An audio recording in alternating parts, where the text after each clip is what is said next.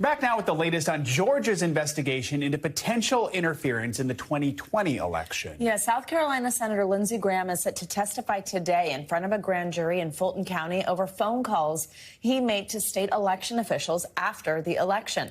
NBC News correspondent Blayne Alexander joins us now outside the courthouse where Graham will be testifying. Hi, Blayne. Good to see you. So walk us through first how we got to this point with Graham appearing before this grand jury, and what do prosecutors want to know from him?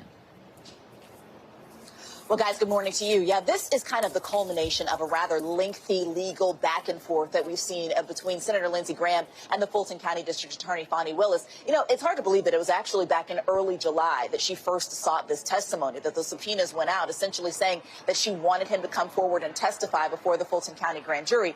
Since then, we have seen motion after motion filed back and forth in courts, appeals courts. This has even gone all the way up to the Supreme Court, with Senator Lindsey Graham arguing that he shouldn't be forced to testify, essentially saying that any phone calls that he made to Georgia election officials in the days after the election were part of his duty as a senator, saying that they were essentially official legislative business and that he shouldn't be questioned on that. Well, judge after judge has decided, though, that he does need to face questioning, but said that that very small kind of category of questioning or parts of the conversation that had to do with official legislative business cannot be brought up, but that anything else in those phone calls is fair game, guys. So, Blayne, let's look at where we're at now. How might Graham's testimony today fit into this larger investigation Fulton County is running into potential election interference?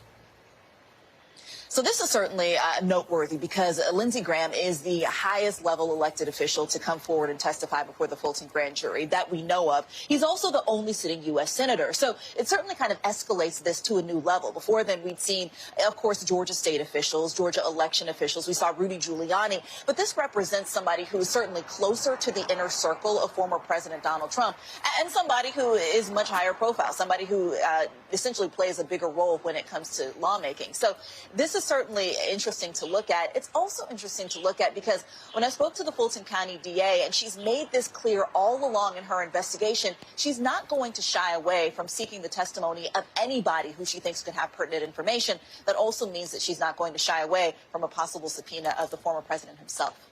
Blayne, what's next for prosecutors after Graham testifies today? Is it possible we could see Donald Trump called in?